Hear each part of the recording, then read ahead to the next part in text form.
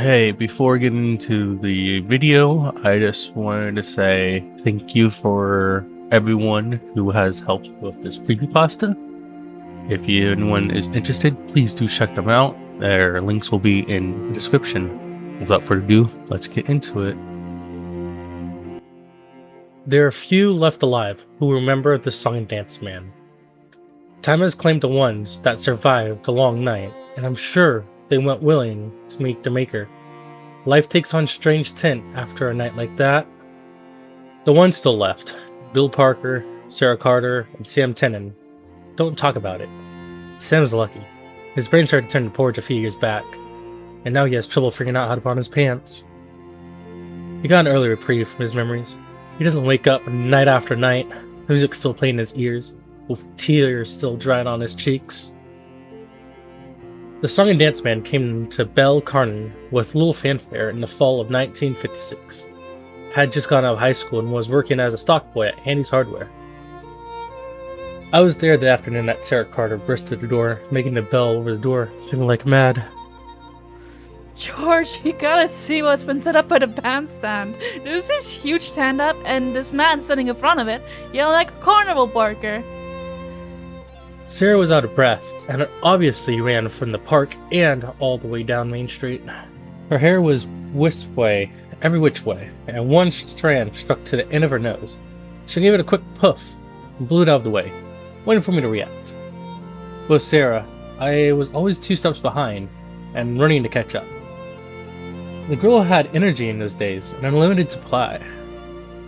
I stopped rearranging the nails and said, "There wasn't anything up there when I walked by this morning. When did it go up?"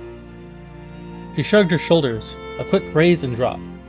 Dunno, but it's up, and you gotta see this guy. He's all dressed up, head to toe, and he can talk. Boy, can he talk. I thought about it and checked the clock. It was about 5 and time for me to quit anyway. Alright, let's go check it out then. Sarah grinned from ear to ear and was gone. I didn't doubt she was telling everyone in the gang.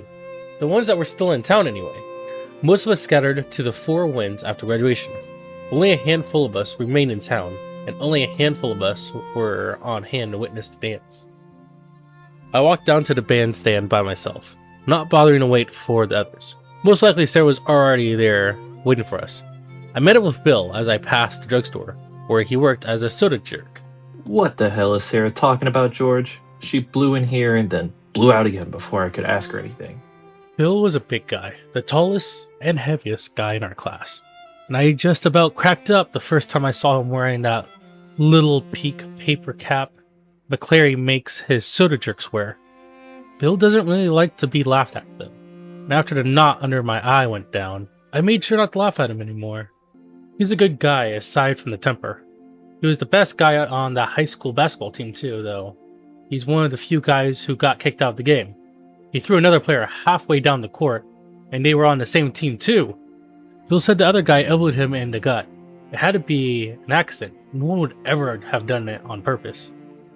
We both walked down the street, Bill smoking a cigarette, a habit that caught up to him in 1995, when they removed his right lung. At the end of Main Street, we crossed Butchen and entered the park. Normally at that point, we would have been able to see the bandstand, perched on the hill near the center of the park. During the summer, there'd be concerts, performances by a school marching band, a church choir singing some hymns, that kind of thing. Once a couple of kids from the high school had put together a pretty good rockabilly group, but someone on the park's committee passed an ordinance that banned rock and roll in the park. Small town, you know? But now, there was a huge faded yellow tent blocking the bandstand, like the kind in the circus, or the kinds of those old revival ministries like to use when they're feeling the spirit, and they like to fill your wallet too. There was already a pretty large crowd around the tent, and as Bill and I got closer, we could hear the fellow that Sarah told us about. He sounded like a carnival barker, alright. Bill and I walked faster down the path that led to the tent. We pushed our way through the crowd up towards the tent, and we thought the man was. Come on, everybody, it's getting close. Getting close. We're going to have ourselves a heck of a time tonight. Yes, indeed, a heck of a time. We'll be singing, we'll be dancing, I promise you that. And the Song and Dance Man always keeps his promises. We still couldn't see him. Too many people were blocking the way. It looked like the whole town had shown up to sing a song and dance band. Bill tugged on my sleeve and pointed. I followed his finger and got bug-eyed. It was Reverend Harper, the Baptist minister. I've lived a good long time, but I ain't never seen a man that could thump a Bible harder than he. Harper preached against the evil of sins. Sin in drinking, sin in smoking reefer, sin in smoking tobacco, sin in lying, and most of all, sin in dancing. Yet here he was, lining up to get inside the tent too, because he certainly wasn't preaching. We waved at him, Bill waving with the hand that he held the cigarette, and that old Baptist turned red as the Red Sea and turned and walked away. Bill and I grinned at each other and kept on walking towards the front and towards the song and dance man. Finally, we broke through the crowd, and there he was. He stood on an old crate, splintered and looking like it was on the verge of collapsing under his feet. On the grass beside him laid a black fiddle, cased with gold trim along its edges. It looked old, older than the crate, older than the town. It seemed like something ancient. He was all angles, all knees, elbows, and shoulders. He was tall and gangling. His body moved and bopping to the rhythm of his words. He wore a red and white pimp-striped jacket, looking like he belonged in a barber shop quartet. A straw hat set on his head, always getting pushed back and pulled forward by his long-fingered hands. Long, 6-fingered hands. I stared when I saw that. I had read that some folks were born with 6 fingers, but reading about something and seeing it are two different things. His eyes just about flashing blue lightning as he spoke, and sparks nearly flew from where those white teeth, and he just never stopped talking. He didn't stop for a breath, for questions or anything. Just kept up the pattern like his very soul depended on me. All right. We're getting close, getting real close. Yes, we are. Are you ready to dance? Are you ready to sing? 'Cause I'm ready to play my fiddle. Yes, I am. Got a fiddle at my feet, and I'm ready to play. Ready to make those strings sing. Can you believe it? He'd clap his hands, and that's as close to a pause as he was willing to do. Sarah and Sam came up to us now, having found us in the crowd. Sarah elbowed me in the rib and said, What'd I tell ya? Looks like he should be in a carnival trying to get us to see a bearded lady or something. Sam nodded his head and greeted to us, which caused his glasses to side down his nose, and he gave them a short push back up to where they belonged. He was as tall as Bill, but nowhere near as built. He was the smart guy in our gang. You had to have someone like him around to tell how to do things, like take apart the principal's car and rebuild it in the school gym. Not that we ever did anything like that. What's he selling? Asked Sam. A dance, I figured, I said. What does it cost? The song and dance man must have heard him, because he said, What does that cost, I hear you ask? Why, it don't cost $1, and it don't cost a quarter, and it don't cost a dime. Folks, this will cost you nothing. Just get on in and dance to the song all night long. We looked at each other. It was a good idea. A little new music and space to dance. There wasn't much to do in town back in those days. There still isn't. This was almost too good to be true. The song and dance man stopped now, a minor miracle in and of itself. He dug deep in his pocket, pulled out a gold watch, checked the time, and then grinned a grin that must have shown every one of his teeth. He pocketed the watch and said, Folks, it's time for the dance, so come on in everyone, because it's time for the dance to begin. And with that, he hopped down from his crate, grabbed it up with the fiddle, and darted through the tent flaps. Sarah, Bill, Sam, and I nearly got mowed over in the rush to get inside, but we were still the first ones in. We stopped short when we pushed aside those big old tent flaps. We were quickly driven inside. It was huge inside. There was hardwood floor beneath our feet that looked like it must have been oak. A dark, dark oak polished to a mere shine. There were candles and holders all along the tent pole post, and when I looked up, I couldn't see the ceiling for all the darkness. It was like looking up at a starless night sky, where the moon didn't dare show her face. The crowd kept driving us, and more people poured in. It wasn't just the young people either. There were Mrs. Chensaw, our junior year English teacher, who was in her 50s. There was Mr. Hoskins, the principal.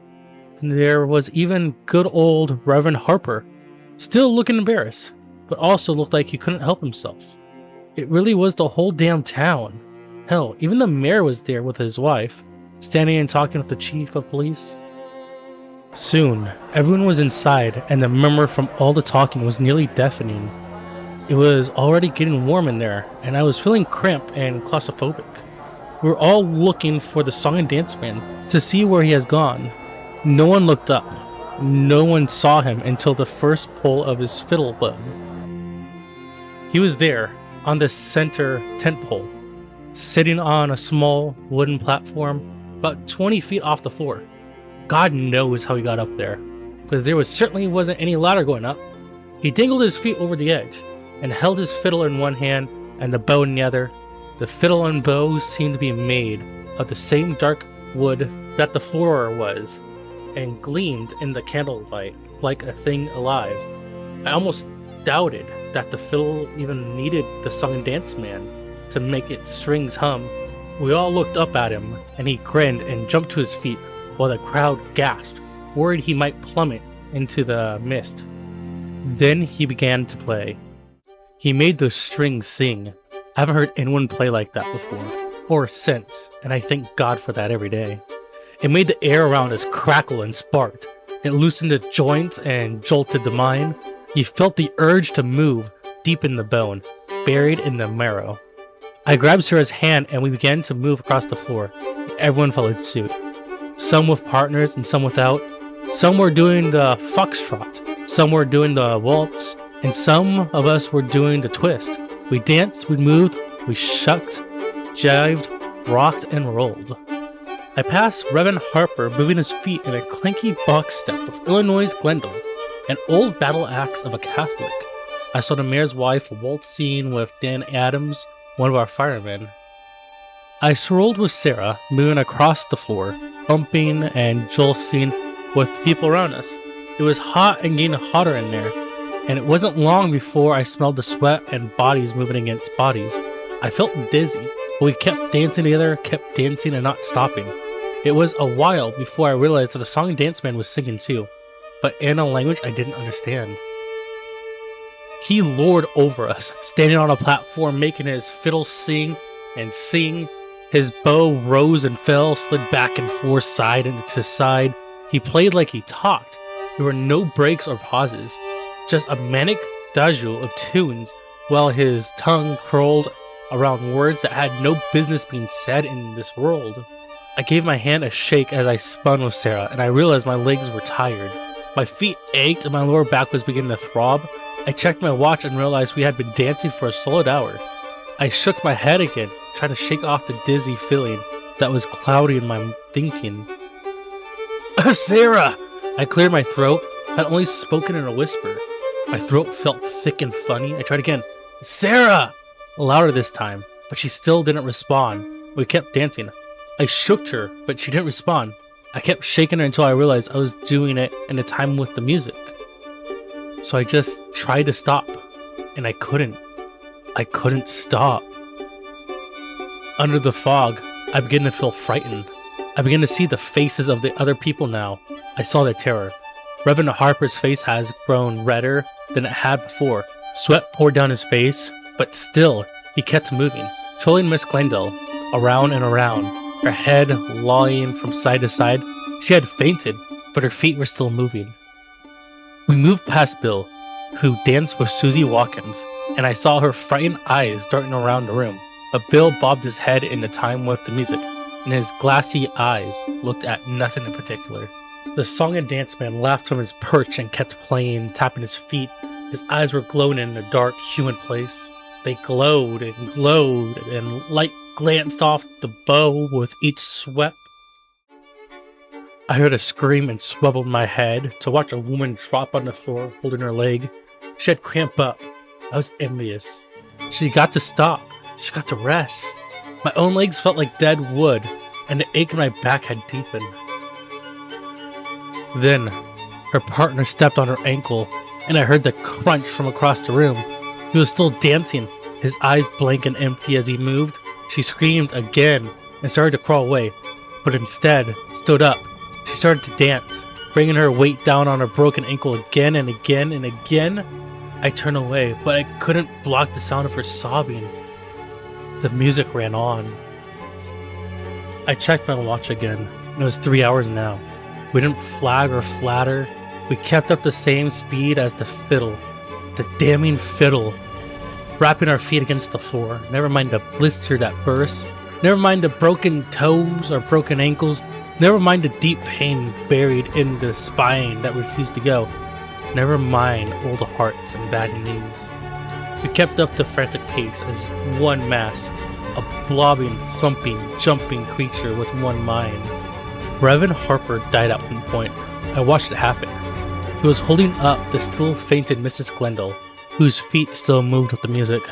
When he dropped her and fell on the floor, he twitched once, his feet beating a quick staccato rhythm, and then was still. Miss Glendale got back up and kept on moving.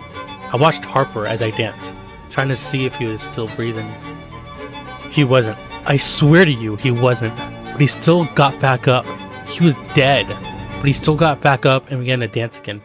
He turned to look at me with a grin, the song and dance man grin. His eyes were red, filled with blood from wherever had broken in his brain. I watched as a single red tear rolled down his cheek. I shut my eyes and kept moving. Harper wasn't the last. He probably wasn't the first. The old and the sick were the first to drop. No matter what it was, exhaustion, heart attacks, hemorrhages, somewhere deep inside, they died. They got back up and kept dancing, grinning their grins. I passed Lizzie and Sam. He had lost his glasses at some point. His eyes darted around, terribly aware. I looked at his leg, and I saw juts of some bone tearing through his denim jeans. There was a trail of blood behind him, and as he swirled, a spray landed on the legs of the people around him. He stepped on that broken leg, twirled on it, and jumped on it all in the time of the fiddle. The night passed. I remember stepping on something at one point, and I realized I had just crushed Miss Dempsey's right hand. She was laying on her back on the dance floor. She had been stepped on time and again. I could even see a man's shoe print on her stomach. Her head had been craved in, and her chest, beneath her dress, had a sunken look. And still, she was trying to get up and keep moving.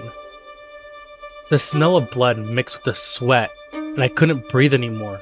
The air was thick, and from all around I could hear cries and screams, but nothing that drowned out the fiddle or the song and dance man singing. And then it stopped. I danced one more step and then stopped myself. I looked up at the platform. We all did. Craning our necks upward, he was checking his pocket watch. All right, folks, that's all for tonight. The dancing is done and the morning has come. You may leave if you can walk, and you should walk quick, 'cause the song and dance man is gonna be gone. We all stood there, like stunned cattle, then marched to the tent flaps. No one ran, 'cause they couldn't. It was a miracle we could walk. Sarah stepped ahead of the left, but I stayed behind. I turned and looked, and saw at least 20 people still standing there. Harper was among them. They were all grinning, their eyes empty. They stood and made no sign of wanting to leave. Go on now, friend. The song and dance man has what he wants, but he'd be glad to add you too, if you tarry and dally too long. I looked up at him and saw him smile. I turned my back to him and left the tent. When I turned back again, it was gone, along with the people inside. That's the story of what happened. The others won't tell it, or pretend it never happened. Never mind the 20 people that vanished that night, the mayor's wife included. I'd rather not think about it. Sarah and I took Sam to the hospital over the next county, far from folks that knew what happened. They had to remove his leg. Sam was quiet before, was quieter still after. Pulling odd jobs that one-legged man could do. Doesn't move around much nowadays. Just sits on his porch, a cane across his lap, massages the stump with his hand. Says it bothers him on cold nights, and warm nights, and wet nights, and dry nights. Bill left and joined the army, and stayed in long enough to fight in Vietnam, and won a bunch of medals. He came back and settled down to drink, and drink hard. And if you wanted to find him, you could find him in Eddie Dixon's bar. No matter how drunk he gets, though, he doesn't talk about that night. None of us saw much of Sarah after. She came through the best, but that's how she always was. She left and went to college, but, like Bill, got pulled back to Belle Crane. She teaches over at the high school now, teaching English to the juniors. I stayed here, plugging away at the hardware store. I ran it for a while, but now I don't do much of anything. I just sit around with Sam, talking about things sometimes, though not often. If I stay too late, if I stay too long, I'll see his eyes go glossy behind those Coke bottle lenses, and he'll disappear into himself. And I'll catch him humming a faint trace of a song, and the hairs on my neck stand on the end, and goosebumps raise on my arms in giant knots. My foot will start to tap out a small beat on a hardware porch, and a big wide grin spread across Sam's face. The grin of the song and dance man.